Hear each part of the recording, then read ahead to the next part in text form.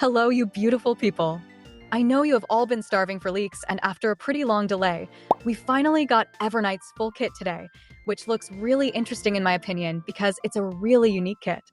So, in today's video, I'm going to go over Evernight's full kit and explain it to you in a pretty easy way, including her base kit, traces, talent, and even her light cone as well.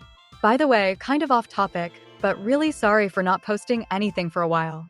I've been kind of sick for the past few days, and that's mainly the entire reason for not posting, but I'll try to keep you guys up to date with every new info that comes out from now on.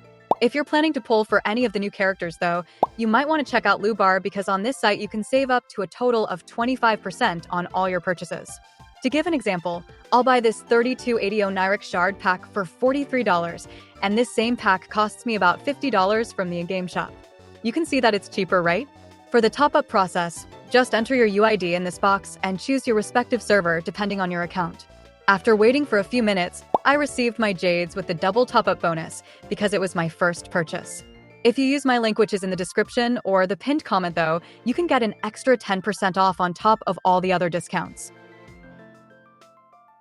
Okay, starting with some basic info first, Evernight is going to be an ice-type unit who follows the path of remembrance. Now, taking a look at her current kit, I don't think it's wrong for me to say that she has both main DPS and sub-DPS capabilities at the same time. Basically, she has a lot of self-buffs in her kit, which allows her to function as a main DPS, preferably with a really good support who is most likely going to be Cyrene. At the same time, she provides a lot of buffs for her own and ally memo sprites as well, which means she can easily fit in a castorice team while functioning as a sub-DPS. You get the idea why she can function as both, yeah? Here are all of her base stats, and almost forgot to mention, Evernight is going to be an HP scaling unit all around. Anyways, talking about her release date, she will be featured in the first half of the patch, and her banner will go live on September 24th for the Asia/Europe servers and September 23rd for the America ones. Alright, being done with all the basics, let me just stop my yapping and finally explain her kit to you guys in detail. So, if you have been watching my videos for a while, you already know that I usually start kit videos by discussing a character's basic attack, but for Evernight, I think I'm actually going to break this tradition because her talent is just way too important to not be discussed first. Okay, her talent basically says that whenever she enters combat, she summons her memo sprite Eevee, who is this adorable little jellyfish right here. Now, Eevee has got a 160 base speed, which is insanely fast and shares 100% of Evernight's max HP, making it really tanky as well. Here's where her talent gets interesting though, because whenever either Eevee or Evernight loses their HP, they will give themselves a free 60% crit damage boost and gain stacks of Memoria. Now, you're probably wondering what this Memoria thing is, right? Well, it's pretty much her main stacking mechanic, and think of it as kind of a currency that Evernight uses to enhance or power up her abilities. Okay, as you slowly gain these Memoria stacks during a fight, at one point you're basically bound to reach 16 Memoria stacks, and when that happens, Eevee will take action immediately and perform her special memo sprite skill, which I'll discuss later in the video. Well, that's kind of all there is to mention about her entire talent, and we're already done with the most important part of her kit. Seems simple for now, yeah? Moving on, her skill is also quite simple, but really stacked at the same time. It says that upon being used, Evernight consumes 12% of her HP and summons Eevee if it isn't already on the field. Along with this, her skill increases the crit damage of all the allied memo sprites by 40% for a whole 2 turns. You can see how she has both main DPS and some supportive capabilities, right?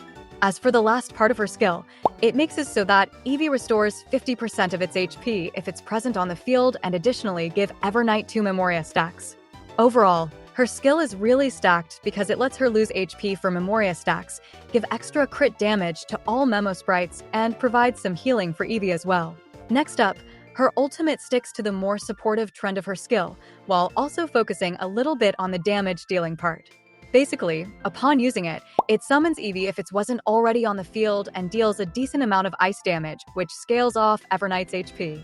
Along with this, it makes her enter the Dark Riddle state, and this is where things actually go crazy. In this state, her skill grants 12 Memoria stacks instead of just 2, and both Evernight and Eevee get a 100% damage boost, which is just kind of ridiculous, right? This isn't even everything though, because along with everything that I just mentioned, This state makes the duo completely immune to any form of crowd control, which is a pretty great utility to have. Lastly, on top of all of this, she also gains 2 Darkest Riddle charges, which are consumed whenever Eevee uses its enhanced skill, and once both charges are gone, Evernight exits the Dark Riddle state and returns to being normal and completely sane. Alright, with that, we're pretty much done with her base kit, and I'm sure that was quite a lot to take in, so let me just summarize her kit that we've discussed so far. Okay, firstly, she uses her skill to buff the team, summon Eevee and gain some energy for her ultimate, which deals a massive amount of ice damage. Also, her ultimate allows her to use her extremely powerful Memo Sprite skills to its fullest capacity. You got everything up until this part, yeah? Talking about Eevee though, or you can say her Memo Sprite, it has a talent which makes it completely immune to all crowd control debuffs, though it comes with an increased chance of Eevee being targeted. Honestly, this is not even that bad because it basically turns Eevee into somewhat like a damage sponge for your team, making survival very easy. I mean, Eevee already has really high base HP thanks to Evernight being an HP scaling unit, and Evernight will constantly heal its HP, keeping it healthy all the time. On top of this, whenever Eevee is on the field, both it and Evernight get a pretty juicy 50% damage boost for free. Moving on to Eevee's skill, I have already mentioned it like 2 times in the video, and it's finally time for you guys to know what it really does. So, Eevee's skill kind of works like Numby in a way, where it automatically selects a target and deals a small amount of damage to a single enemy. Now, I'm guessing this probably sounded really underwhelming, right? Well, you don't need to worry at all because what I just told you is Eevee's unenhanced skill, and its only main purpose is to generate a single point of Memoria after being used. Okay, at this point, we're done discussing the first skill of Eevee, which is kind of a filler skill, and finally, moving on to its second skill, it's going to be the main source of Evernight's damage. Basically, this skill will be available once Evernight has 16 or more Memoria stacks, and upon using it, it will consume all Memoria stacks and deal a massive amount of AoE damage, which scales based on the amount of Memoria consumed. After using this skill, all of your enemies will probably be dead, and Eevee also disappears from the field until you summon it again. Well, that's pretty much all there is to talk about her base kit. Next up, I would say all of her traces are actually very interesting and really good as well, which is pretty common these days. Firstly, these are her bonus traces, which are all really good, and there is literally nothing to complain about here. Talking about her major traces though, her first trace kind of tells us that she wants Remembrance characters on her team because it gives her up to 50% extra crit damage depending on the total amount of Remembrance units. I mean, you only really need 3 Remembrance units to start taking a decent amount of advantage of this trace, but if you want to max it out, you'll just have to play Evernight with a total of 3 other Remembrance units. I know some people might get upset about this trace, but don't worry about it too much because as we all know, Cyrene is also going to be a Remembrance character and she'll fit perfectly in Evernight's team, so that's 1 slot already done out of 3. As for her second trace, it's very utility heavy as it grants Evernight a total of 60 energy at the start of a battle, and it also provides her a steady source of gaining Memoria stacks by making it so that she gets a stack whenever she herself or an ally Memo Sprite uses an ability. In my opinion, this trace is really important for her kit because it makes gaining Memoria stacks easier, and these stacks are pretty much the main mechanic that her kit is based on. Finally, her third trace just gives her a free 30% extra crit rate boost and even restores a single point after using her Memosprite skill. Really simple trace overall, but provides quite a lot of stats, which is pretty sweet. Lastly, let me just quickly talk about her light cone, and this is also going to be the last section of the video. So, I would say her light cone is definitely on the stronger side, as it has both team-wide buffing and a really decent personal damage increase tied to it. Firstly, it increases the wearer's max HP by 30%, and every time this wearer's Memo Sprite uses an ability, it grants them a stack of Noctis. Now, if the wearer has this Noctis stack, all allied Memo Sprites on the field will straight up ignore 20% of the enemy's defense. This first part alone already makes it a really broken light cone in my opinion, because even though the effect is niche, having a 20% defense ignore in any scenario is just ridiculously strong.